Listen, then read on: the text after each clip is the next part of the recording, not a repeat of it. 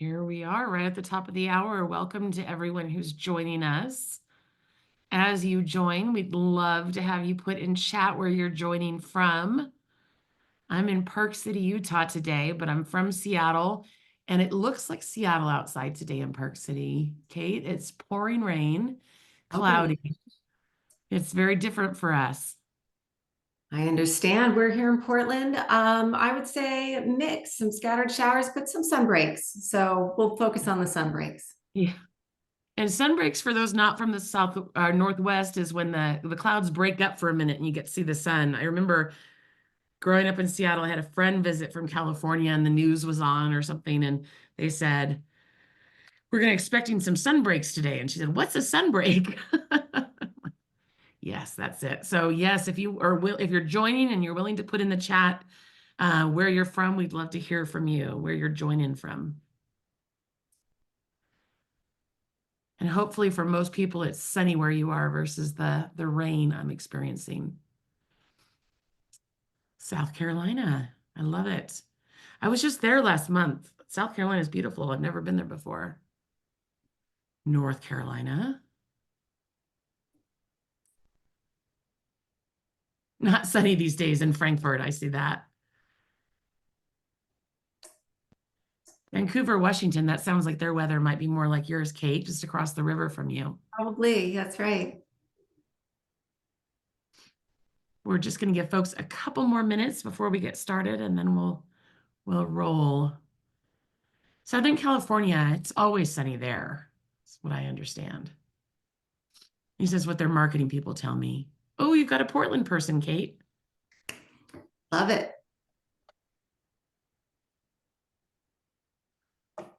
Oh, those Oregon Ducks, they're playing well this year, football. Yeah. My mother is a Duck, and so I end up hearing about all their football victories. Oh, looks like you got some Wazoo in there I too. know, yeah, go Cougs. That's right. Lots of lots of good football teams covered. Well, we're getting to a critical mass, so let's go ahead and get started just to use the time everybody's time well and welcome everyone to our webinar, which we call series called Missing Chapters. This is an event series where we talk to different HR leaders about what was missing from the handbook. You know, what were you maybe not told when you went into HR, or where did people maybe not go deep in training, but are definitely issues that you're dealing with regularly. So we've been having a lot of fun with this series, and we're excited to have Kate with us today to kick off. I'm Amy Frampton. I'm the CMO here at Nava Benefits, and kind of the guide and questioner for these sessions. And thrilled to have Kate join us today. Kate, share a little bit about yourself. Sure. Like I mentioned, I'm here in Portland, Oregon. I am the Chief Talent Officer at a marketing communications firm called We Communications. I am currently serving as that Chief Talent Officer, but earlier in my career, I also did stints on the public relations and client service side, as well as a stint on more operational and organizational efficiency. So I've had 3 different chapters in my time there, and I am thrilled to be joining everybody today. It's great to have you, and we is such a great company up in the Northwest, and really with clients around the country. So we're thrilled to have you. I'm just really passionate about the topic that we have today, and you know, as you do get older, as I get older, we all are doing that, of course. What those stereotypes kind of how they bias us, and what it misses about how we should be communicating. So my ask for all the attendees is, if you've got a question, throw it to the chat. We'll get to as many of them as we can, and don't feel like you need to wait to the end. So before we get into the kind of deeper stuff, Kate, I'd love to ask you a fun question and say, you know, what's something people don't know about you? Amy, I thought about this one and I thought I'll just dive in and share something about me that always puts a smile on my face when I tell the story. And I just wanted to share my family nickname and its origin story. So When I was in preschool, my family took me to the Oregon State Fair and we went to visit the livestock, and I wore my pretty pink dress. And I inadvertently made a misstep into a large pile of cow manure. And I have forever since been known as cow pie. So it puts a big smile on my face. And if you see me at a family event, you'll hear them calling for me as cow pie. I don't know if anyone else has any ideas they'd like to share in chat of a family nickname that puts a smile on their face, or Amy, if you have a family nickname you might be willing to share. So when I was a little girl, my dad called me Pinky. Cute. And I think it's just because I was blonde and pink probably, but not nearly as fun as yours. I'm gonna remember that if I hear cow pie at something with your family. That's a way to really get into the fair, so to speak, There as you a go. dad joke would say. That's so fun. Well, I'm really excited about this topic today, Kate, and I think it would be great just to start with, how do you define generational stereotypes? Like, kind of just to give us a foundation for the conversation.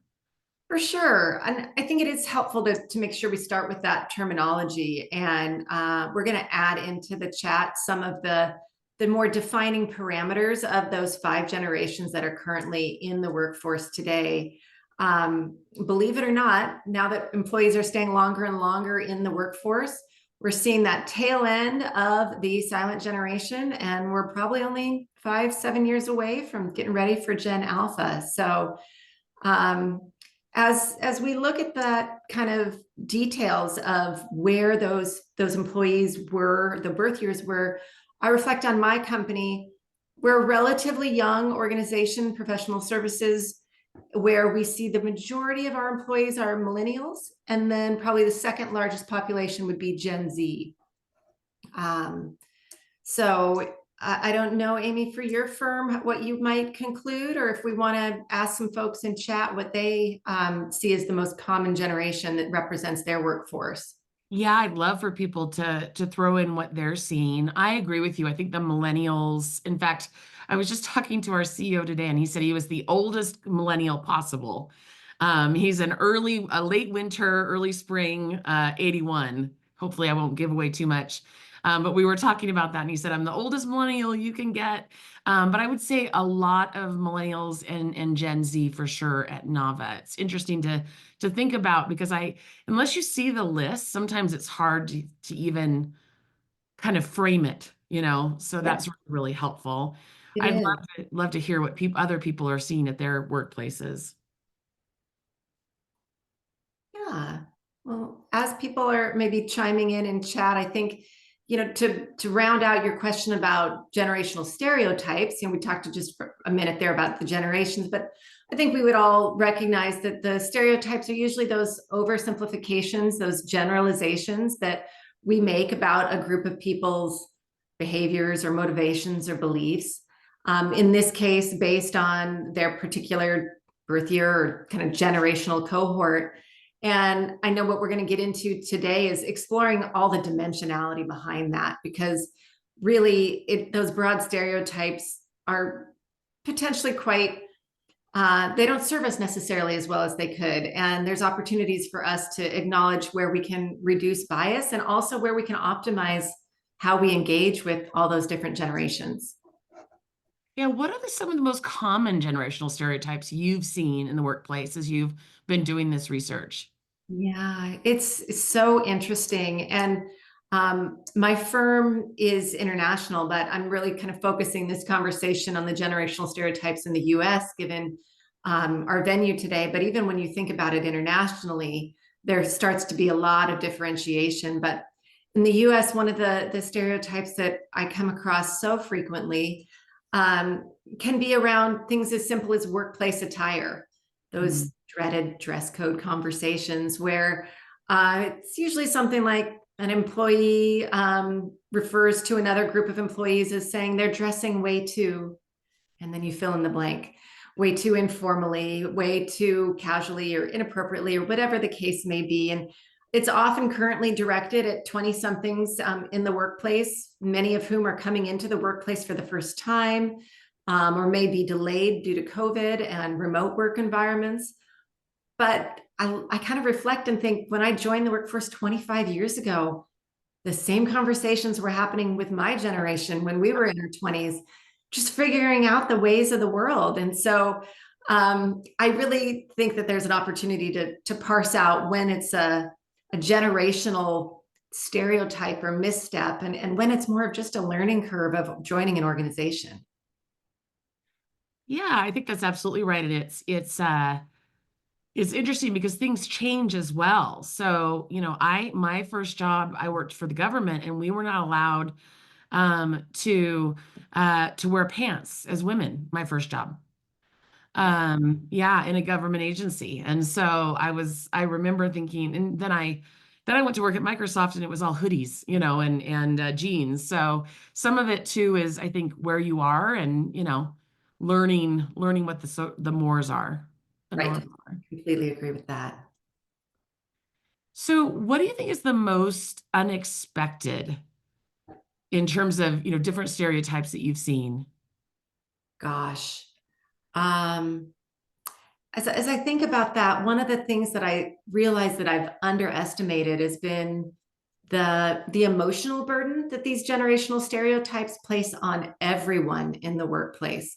I think you could talk with an employee in any generation and they might share feelings of frustration or isolation or a fear of the judgment of their coworkers and colleagues. And I think what's unexpected about that and what can be really impactful about that is when we as HR professionals are willing to step back and name some of those stereotypes and call out some of those potential areas that are really just cliches that we often have. And it frees people up to have more genuine conversations about what they actually need, what they're actually experiencing. And at the end of the day, sometimes those do line up, and what they're experiencing is part of that generational stereotype, but often it isn't. And either way, people really appreciate the chance to have a personal conversation and not just be treated as some type of data point that someone might be drawing conclusions about without having that connection. Really more as an individual, because we all are and want to be treated that way. That makes a lot of sense. What areas of work do you see these stereotyping, impacting the most? Communications is one area that I think is important to be thinking about. Of course, I have a PR background, so I Mm. naturally kind of gravitate towards that area. But there are some there is data that will show that there are some preferences that we need to be aware of. Certainly, when we look at the data, we see that more of the baby boomer era has more history and comfort with in-person meetings because that's what they have been most familiar with, where as Generation Z folks may have more familiarity and comfort with chat and IM. So kind of at that operational level, there are some things that we can learn. But again, peeling back from those general statements, I think across generations, we know what people want is to feel seen and feel heard, and ideally feel understood and accepted. And there's just that opportunity for us to step back and be willing to customize our own communication styles. So we might know that we can tailor some of our communications to different preferences of our individual employees. Or when we have big groups, we can offer multiple points of communication. When we have big, large team meetings, we can make sure that there's chat running on the side or that there's breakout rooms. Each of those can give us opportunities and platforms to be able to connect with different communication styles, whether they're driven by generational familiarity or sometimes they're driven by just personal preference. Yeah, and sometimes it's cultural too, right? Like something in a culture at a company it tends to like community or communications one way or another. I know as I've joined tech companies, there's a lot of emoji usage. Ah, yes. And I'm Gen X, and so I also am used to kind of in-person meetings. I've done a lot of work on obviously online, especially on tech, on video. But my emoji count has definitely gone up. Working with Gen Z and just in some cultures that's that is a way to communicate, is to share kind of where you're feeling. And so that's something I've had to learn for sure. Um, as you think about HR professionals who are on the line, what would you recommend for them to think about? I mean, treating everyone as individual, I think, is really important. But what other, coaching would you have for them? One of the areas that I've found particularly interesting as I've spent some time in this space is just being able to recognize that generational stereotypes can be deconstructed, and we can look at the richness behind how people are actually progressing through their stages in life. And so there's one of the research institutions, Pew Research Center, has done a lot of generational studies over the years. And they actually came out last year with some updated methodology to acknowledge the fact that they need to be able to see each generation as it progresses through the stages of life, rather than to try to just capture and isolate in a moment in time. So they're going to be updating their methodologies. And I think we can share some of that in the chat. But basically what they're saying is that if they don't have the opportunity to compare at those similar stages in life, it's really hard for them to draw accurate conclusions because they haven't controlled for age. So said a completely different way, it might be really common for us to have a stereotype that Gen Z is particularly progressive on social issues related to race, ethnicity, sexual orientation, etc.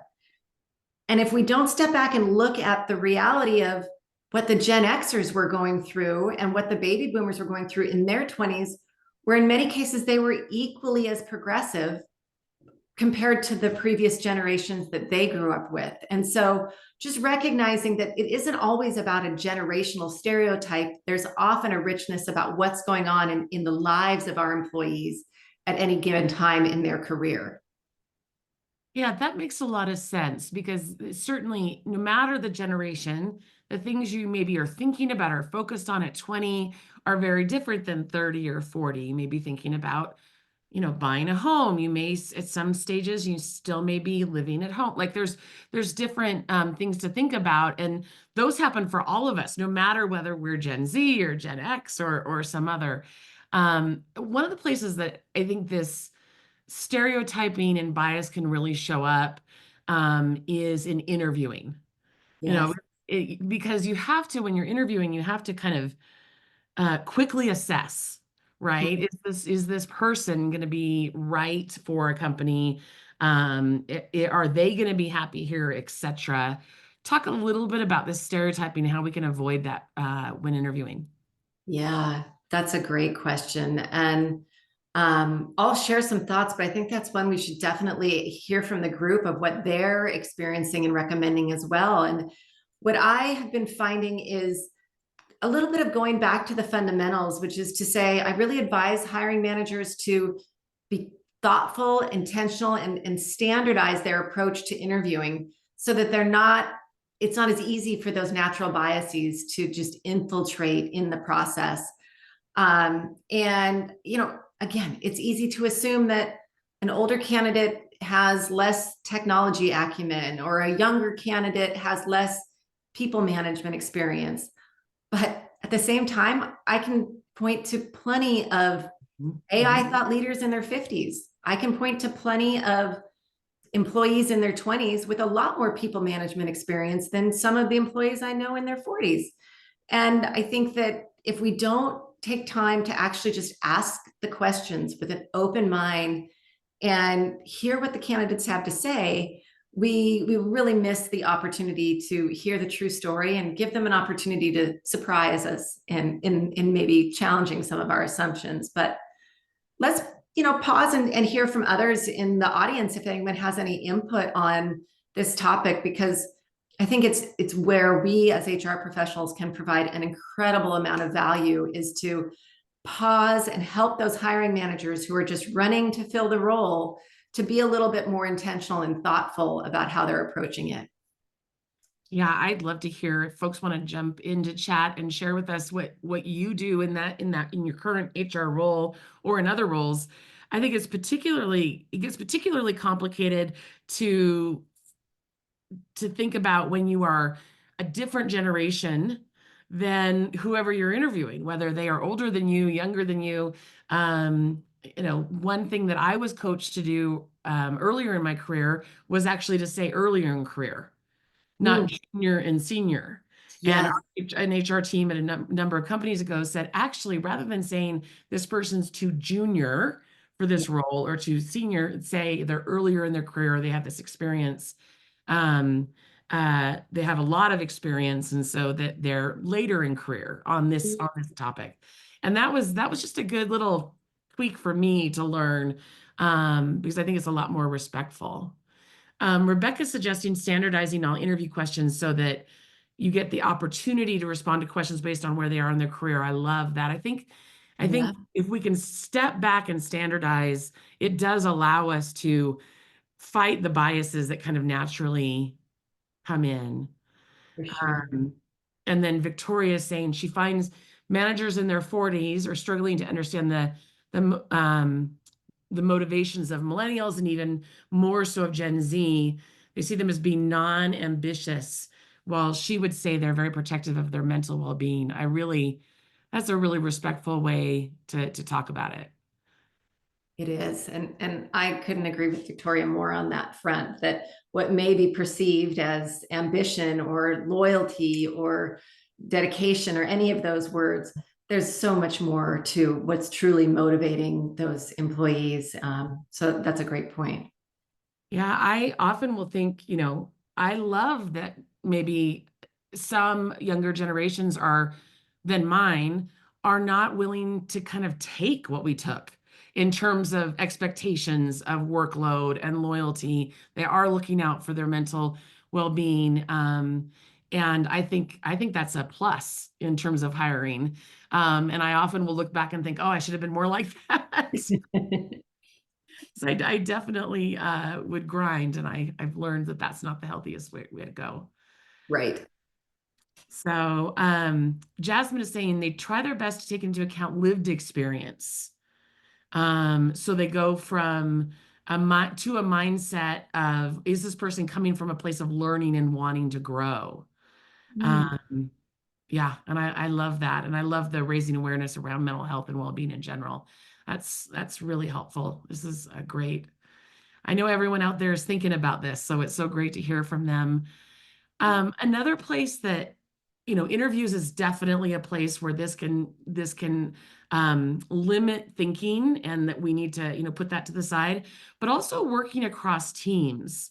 How do you think about that when you're working across teams, and maybe if another team has a lot of people from a different generation, you've kind of put them in a box. How do you break through from doing that? Yeah. It's a great question. And what I've found about myself is that my natural inclination is around productivity, progress, moving forward, checking boxes. It's just kind of how I'm wired. And often that can have a shadow side of not really coming from a place of curiosity, from really coming into a conversation without a predetermined expectation of how we need to proceed. It doesn't mean that I don't have a point of view, but it means that when I am more intentional about working with a broader group of people in terms of staying curious and listening to different perspectives. So I make a conscious effort to build a little bit more time into meetings than I normally would.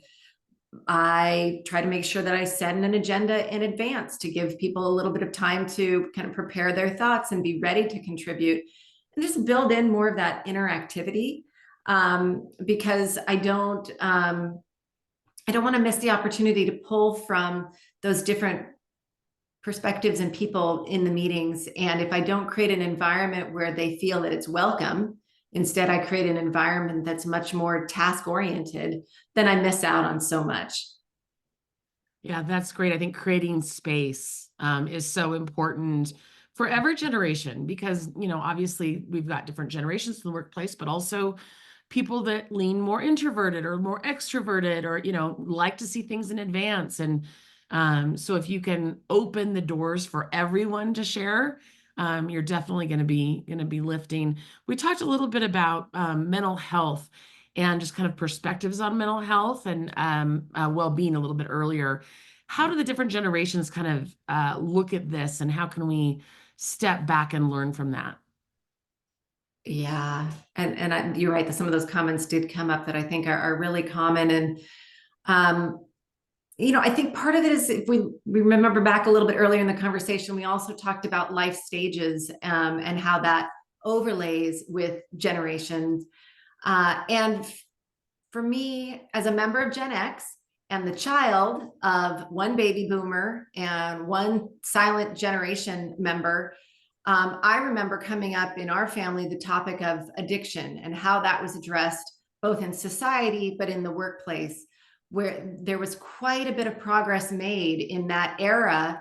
Part of it led by the medical community, changing how they are evolving, how they addressed some of those issues of addiction, but also with employers then responding and expanding the support they provided, expanding the way that they started to think about the treatment of addiction, which is one aspect of mental health overall. And so I want to recognize that that progress, has been made by previous generations on different parts of the puzzle.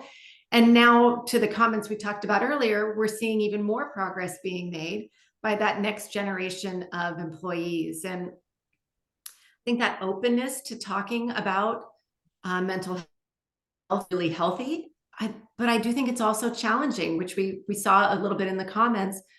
Our leaders and managers and employees are all wanting to provide that supportive environment for one another and for themselves.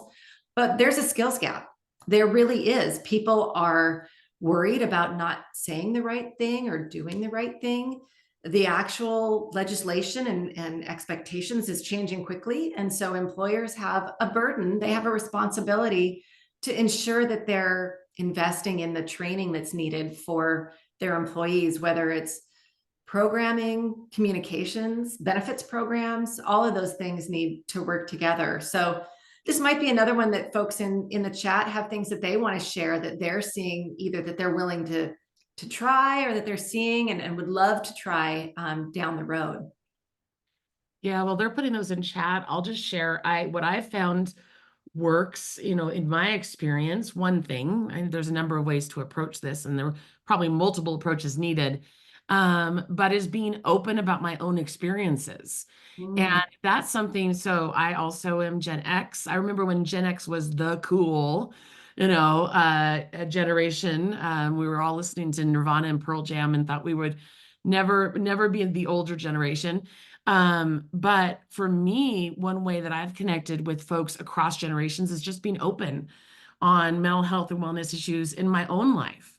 And hey, I've struggled with this, and this was a challenge for me. And I found that openness and transparency Yeah. allows you to cross maybe how everybody looks at it, because you're being open about your own.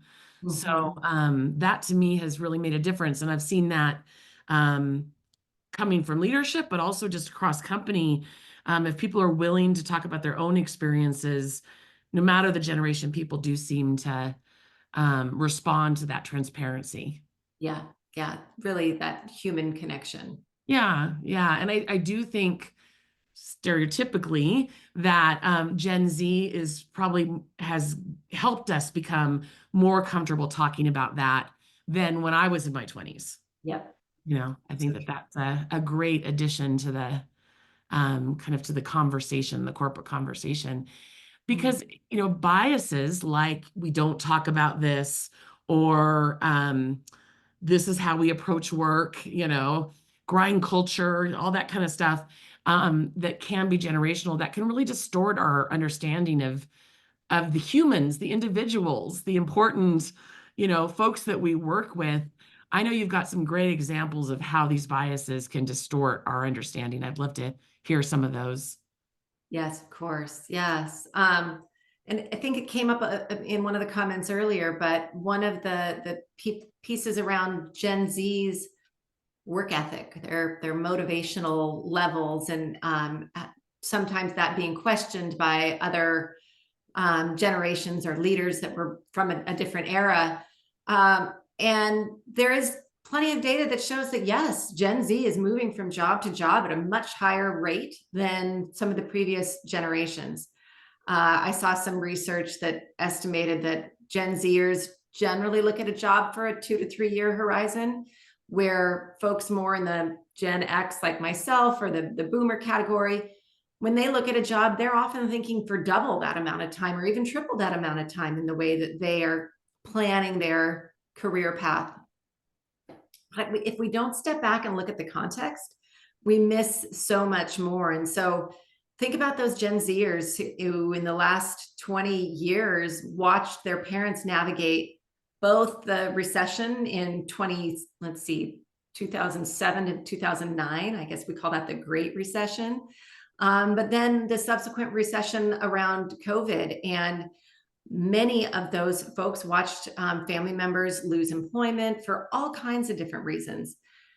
Some of that research, especially on the COVID recession, still needs to be completed for the longer term look, but the early takes are showing that there was much more disruption in the job market from those two recessions than in the previous 20 years that previous generation would have come up on.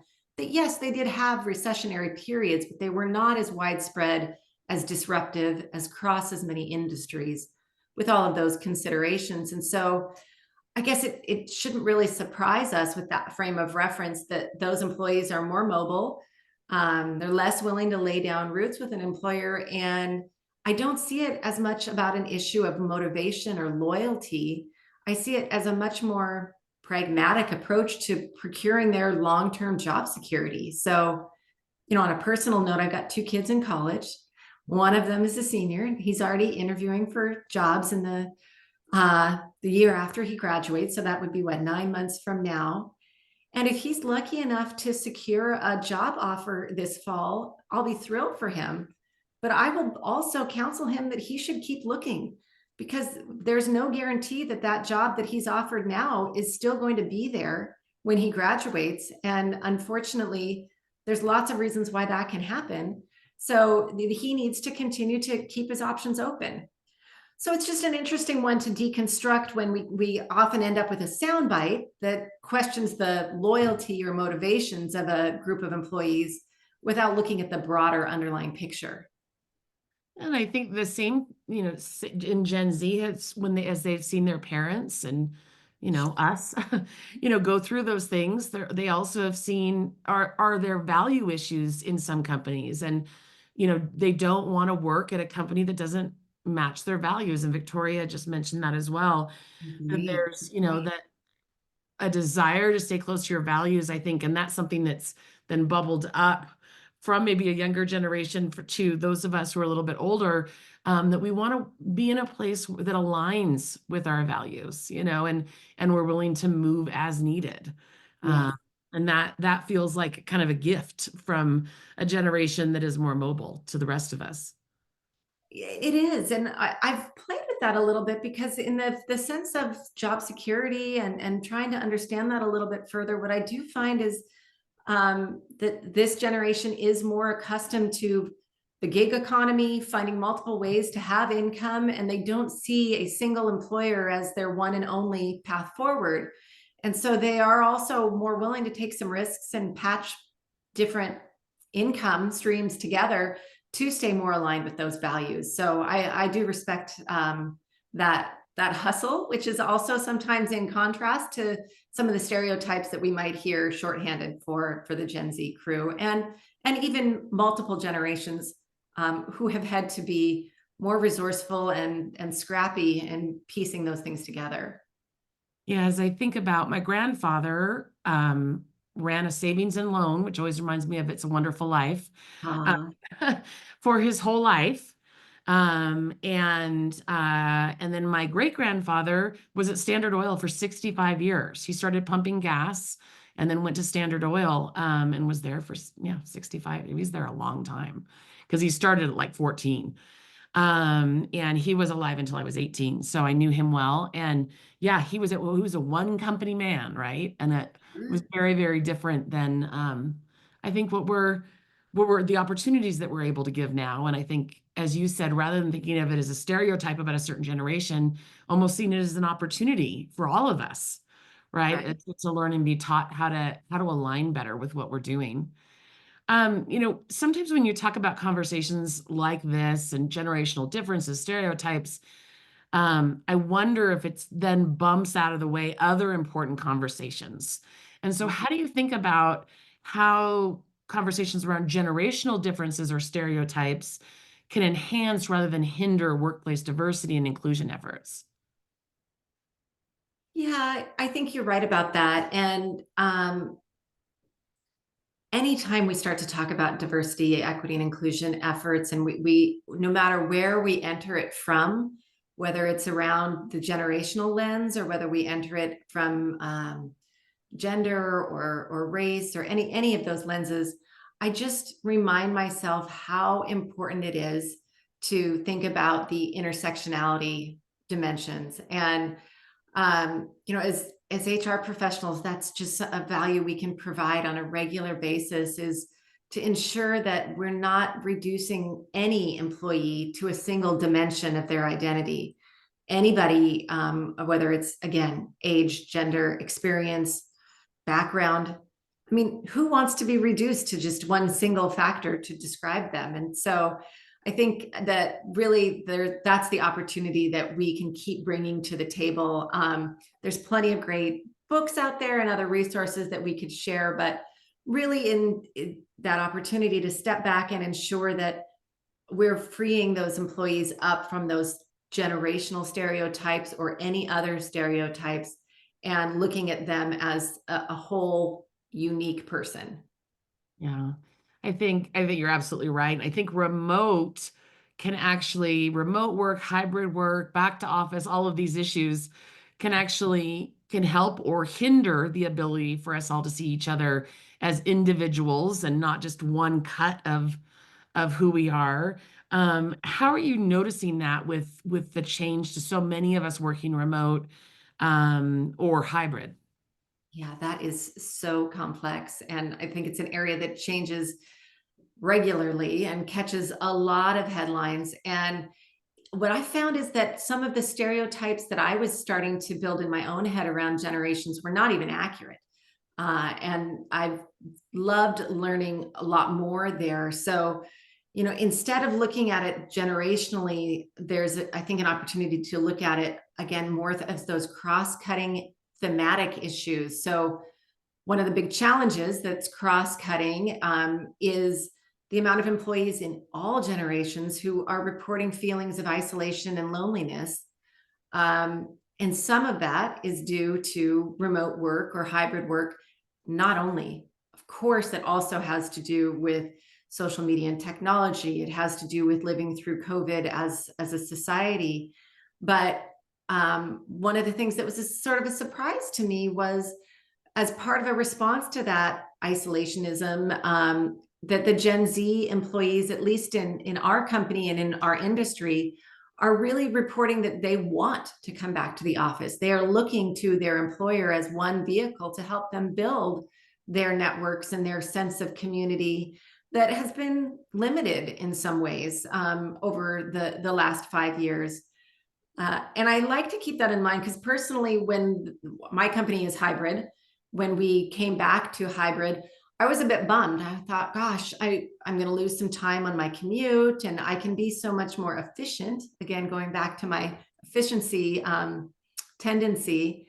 And I wasn't looking at it very holistically to see that my presence and my colleagues' presence and the presence of others throughout the organization coming together was providing incredible value to those employees to build connection and reduce some of that isolation. So that was one kind of challenge that I think we've looked at holistically. But on the flip side, the opportunity around returning to office and finding the right balance of hybrid is recognizing that all generations are reporting how much they value flexibility in the workplace.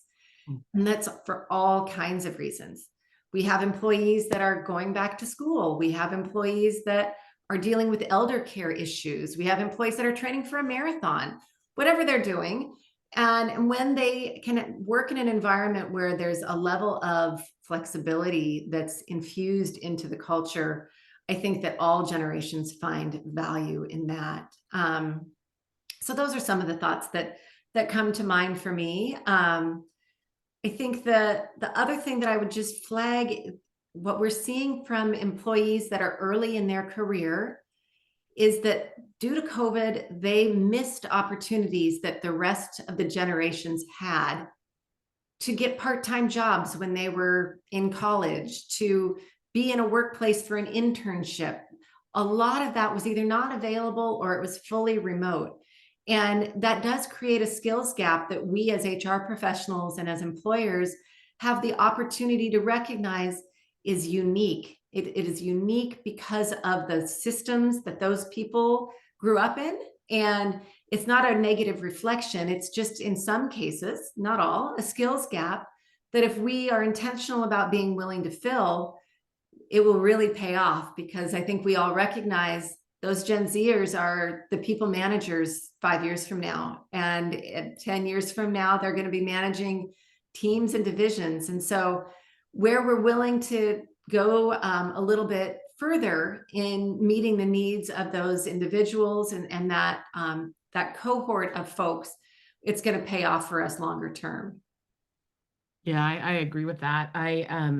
Victoria's asked, what mechanisms would you recommend to build that kind of human connection and rapport for remote work? I'll share at Nava. So we're all remote. We don't have I always say we're all remote, and then people say, but where's your office? I'm like, no, we're all remote. We don't have an office. We certainly have centers of where there's centers of gravity, and we sometimes will co-work through a co-working facility once in a while, but we're all remote. But what we like to say is we're all remote. We're a remote first company that loves to be together. And so what we found is that we come together as the entire company, which as we grow, gets bigger and bigger twice a year, somewhere in the country. And then our teams get together twice a year. So my marketing team, the finance team. So really every quarter you're coming together to do joint work at minimum. And we've found that that's really helpful across no matter the generation, that just being together is really valued and really special for us. And that's been something that we just really, really love. We call our all company meeting Space Jam. So it's always a really good time. That's awesome to hear. Yeah, one of the things that we are trying and has been successful because while we do have some offices, we're also spread across 8 countries, and we're looking for opportunities to create more human connection in that persistent remote environment. So we started a very lightweight job shadow program that we just called Glimpse. It's just an hour, and employees can sign up and basically meet with anyone they want to, a different organization, a different office, a different department, and just get a glimpse into what they do.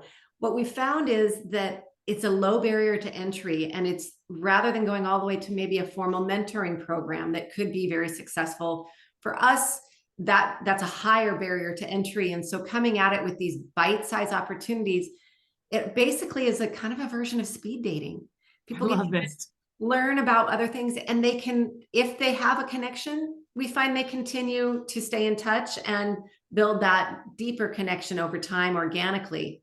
So it's just another idea to throw out there to build on the quarterly in-person meetings, which would be amazing. But for my organization, probably not as feasible. So depending on the size and design of a company. Yeah, for sure. I love that idea, Glimpse. And it's a great name too. As a marketer, I've got to say that's a great name. I'd love, as we kind of get towards the end of our time together, if folks have questions they want to, throw in the chat, or things that they have surprised them, or the one takeaway from today. I think for me, a takeaway that I'm gonna think about, takeaway I'm gonna take away is interviewing and really thinking about, I mean, I have the same questions for interviews. That part's already standardized kind of in our processes, but really thinking about how those questions will be looked at and heard by different generations, and making sure that that's consistent. Everyone's experience is consistent. I think that's a place that I definitely can lean into for sure. So I've really appreciated that. That's great. Do we have, if there are any questions, go ahead and throw them in the chat.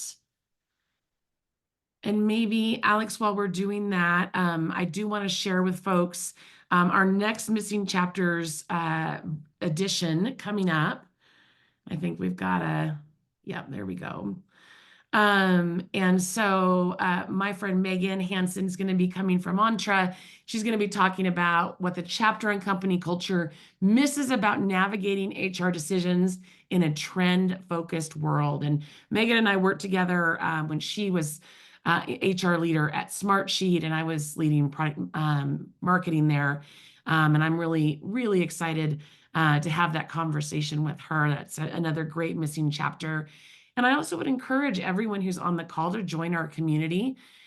We have a community of hundreds of HR professionals, and we'll put this in the chat as well. It's also on our website. And there's just great conversations there, whether it's around hiring, continuing conversations we have in missing chapters. They get together quarterly as a group. Their next topic is on kind of stages of life that women go through and how we should be more open talking about them. Menopause, perimenopause, and everything that surrounds that, and how important that is. That's a community-only event. So would definitely encourage folks to join our community and get engaged in those conversations. And it's based on Slack. And so you can kind of, one of the things I like about it is you can sign up and then you can engage when it really makes sense for you. And you can just kind of watch when it doesn't. And it's a nice balance. It's a low pressure, high value conversation is the feedback we've gotten. So would definitely encourage you to do that. And this time passes so fast. Kate, thank you so much for joining us today. I've learned so much from you and this conversation, and given me a lot of really good things to think about. And I know that that's true of all of the other attendees as well. So thank you so much. And thanks so much to all of our attendees, sir, for joining us for another Missing Chapters.